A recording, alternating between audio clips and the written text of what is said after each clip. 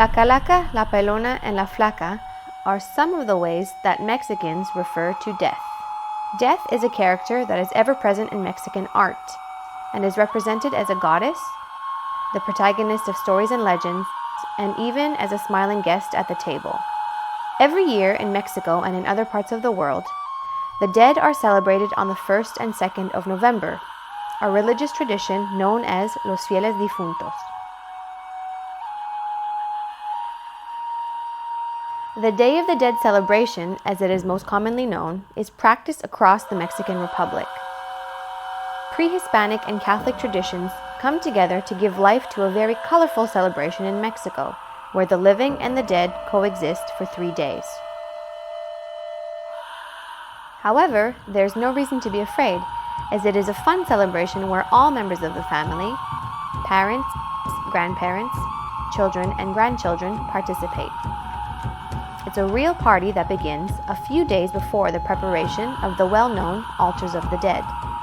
The idea of the altars comes from the ancient Mayan, Olmeca, and Aztec cultures, but the origin of the celebration comes from the Festival of the Dead celebrated by the Aztecs during the months of July and August, marking the final harvests of corn, beans, chickpeas, and pumpkin, which were all part of the offering to the goddess Mictezacihuatl, also known as the goddess of death, or guardian of the bones of the dead. Today, this goddess is commonly referred to as La Catrina, a character created by a Mexican illustrator and one that you certainly know well. The tradition of the Altar of the Dead is combined with the pre-Hispanic custom of burying the dead with objects, food, and other offerings to help them on their journey to the next life. According to the tradition, upon death, people pass through the kingdom of Mictlan, or limbo, before going to heaven.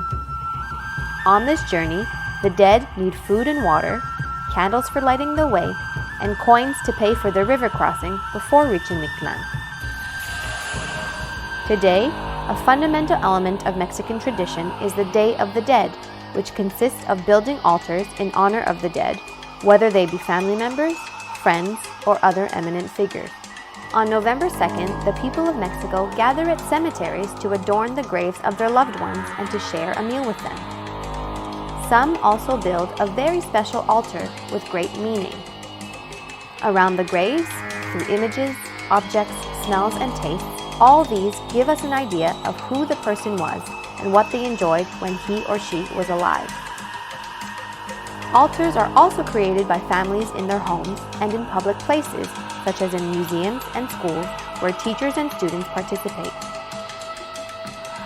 Although there are many ways to build an altar, it is tradition to have 7 levels, which represent the number of steps that the dead, according to ancient belief, must go through in order to find peace and take rest.